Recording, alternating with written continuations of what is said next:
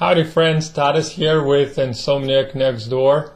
Today's topic is melatonin, and I had a good night's sleep last night on melatonin, among probably 5 other supplements that I took. So that's an interesting thing that I usually have no clue what's working, but it's definitely part of my stack. However, it's not as harmless as you might think, what you've been led to believe by some friends or doctors.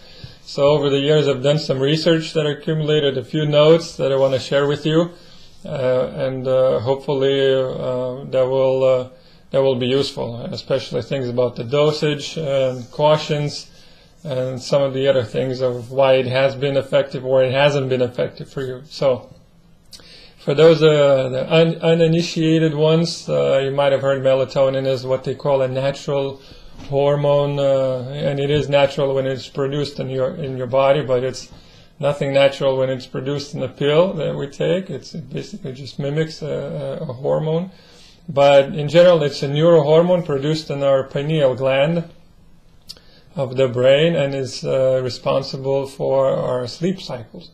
So when you go travel abroad, like I have, between Europe and California quite a bit, right? So then you know your mind understands when you travel and you cross a different time zone, that your mind understands it's night, but your body has no freaking clue that you're operating in a different time zone. It needs to go to bed on your will.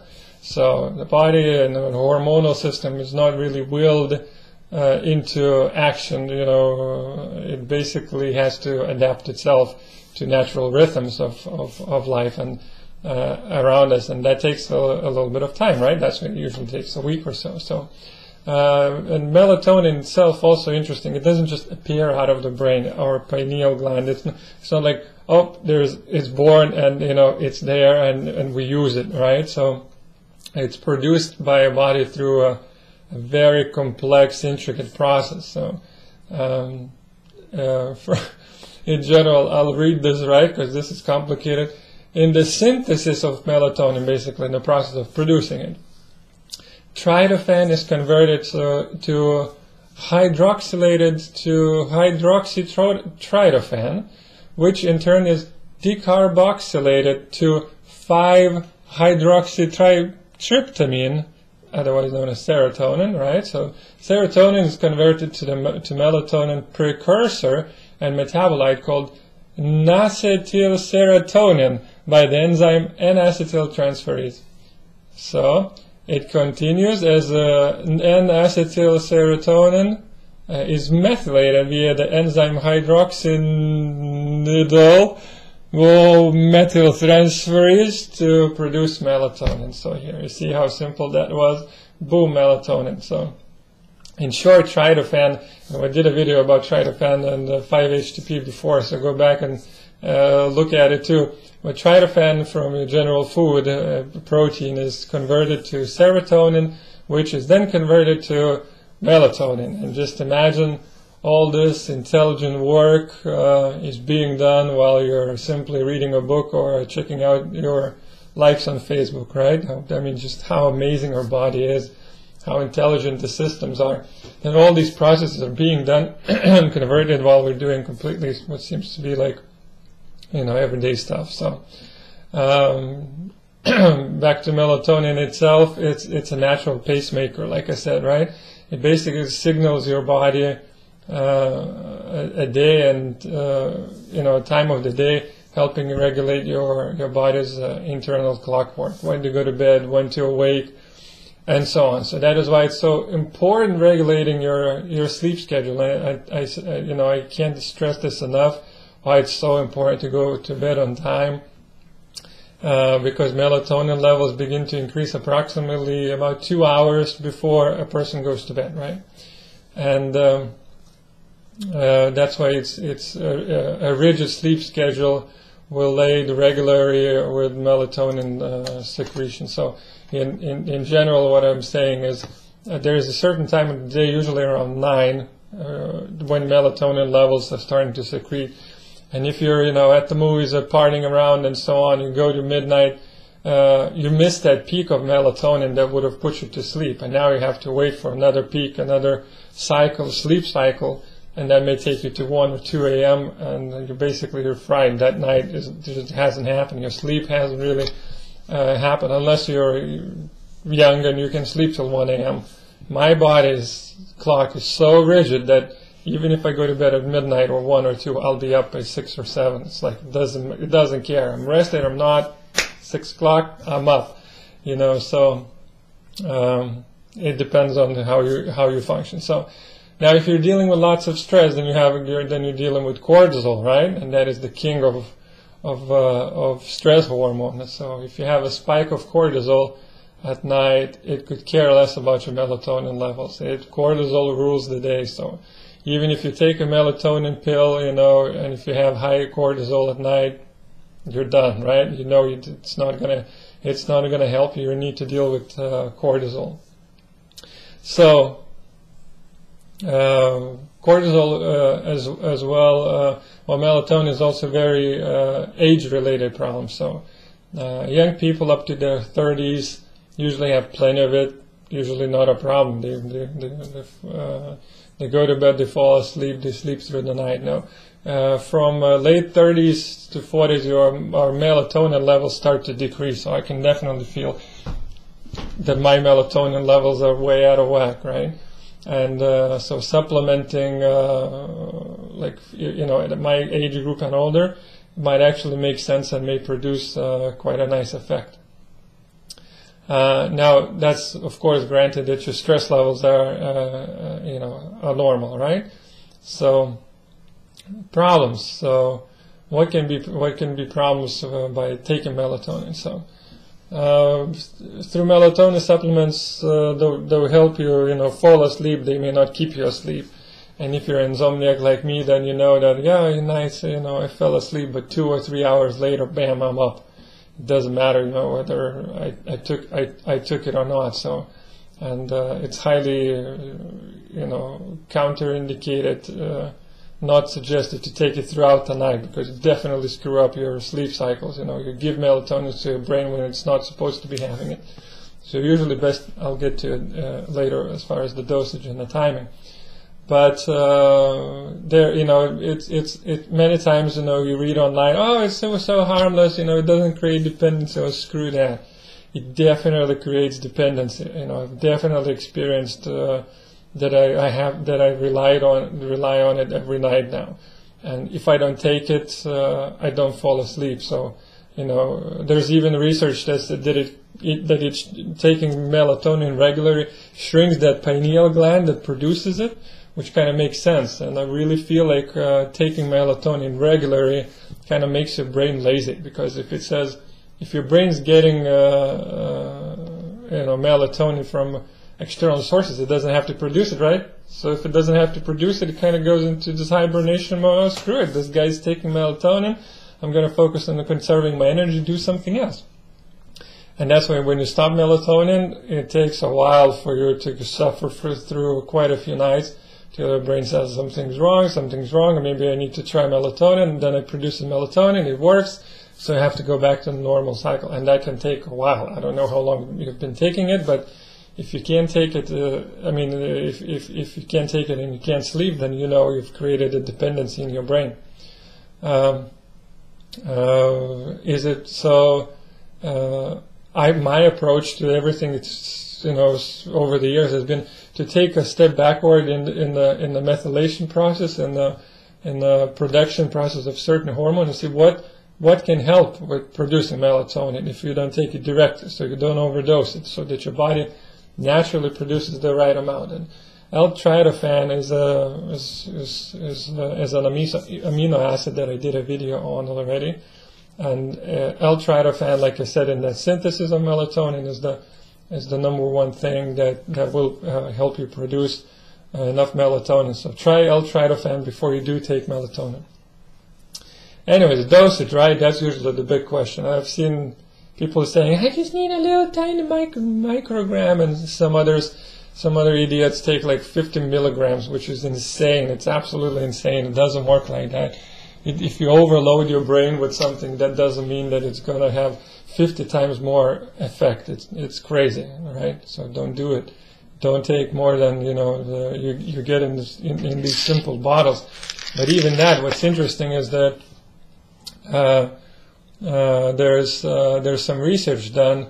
Proper dosage, according to this study in 2001, Massachusetts Institute of Technology, right, says that you only need 0.3 milligrams. And the research was conducted by Richard Worthman, who pioneered the pharmaceutical use of melatonin in 1994.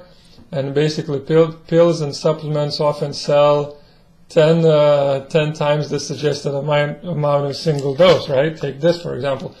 3 milligrams, which is 10 times what the study research showed. So this can lead this can lead to higher plasma melatonin levels basically in your blood the next day, which can cause a hangover effect. And for me, it doesn't. And if it does, usually that's a welcome thing because I'm usually kind of wired anyways. So he says, he says that any person in the sleep world will tell you the same thing. Melatonin is not harmless. It is vastly overused and should not be used as a sleep aid to treat insomnia. So usually they say it was created for a single reason, to help you overcome a time difference when you go to a different time zone, right?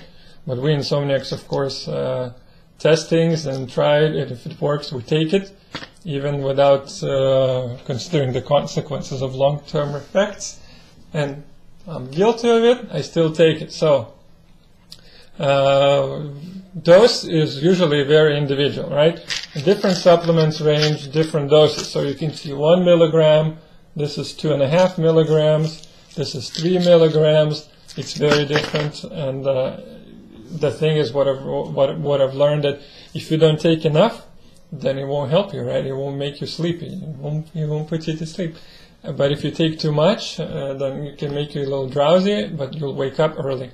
And I don't mean early in the morning, like in the middle of the night. Usually I do it anyways, but I can tell if I've taken too much melatonin, then I wake up and I can't sleep. So at 3 a.m., 4 a.m., you're done, right? Because you've messed with natural cycles of melatonin. You confused your body when it's time to wake up and so on. Like I said, naturally regulates your sleep patterns, right?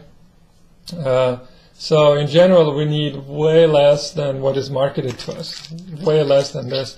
So if you're new to this, try 0.5 milligrams, not even 1 milligram, like 0.5 or 0.75, and then go up in dosage, like 1 milligram, 2 milligrams, 3 milligrams, and that kind of stuff. Now, type. Believe it or not, there's even different types of melatonin. Not different types, but different deliverers, I would say, right? And I experiment, I'm crazy, so I experiment with all of them. I got all of them. And there's regular melatonin. You take a pill, bam, you swallow it. It goes through your liver. It breaks it down, methylated, and so on. Goes the leftovers goes into your brain. So then there is sublingual type, right, where you put it under your tongue and through your saliva duct. It gets absorbed into your bloodstream. And they say this one works much faster, and I have to agree.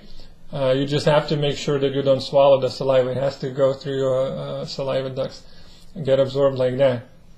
And the thing about sublingual types, you have to take way less, because a lot of this gets lost in this whole process that it has to go into converted through your liver, intestinal tract, and so on. This goes into your bloodstream, into your brain much faster. So 3 milligrams of this is not the same as 3 milligrams of this. You're getting a much bigger dose, and I realized that right away.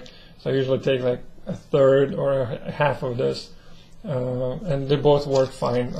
I still think I take the regular one more. I think it has a more stable, sort of predictable outcome. But the sublingual one is also very interesting to try, and it works faster. So, and then there is time release melatonin, which has special coating, and then it's released very slowly. So if you're really having a melatonin problem throughout the night, then this one is the one to try. Especially when you maybe travel and so on, you need the melatonin longer, but this won't put you to sleep as easily because you're going to have very micro levels released, and you might be waiting for it for a long time. This one is good, like a bomb, and this one is just kind of drips on you. But supposedly it keeps you asleep longer. Not for me. It didn't work for me. It doesn't put me to sleep. It doesn't keep me asleep. Definitely, I'm having way bigger problems than melatonin shortage. So, what type and which kind to take?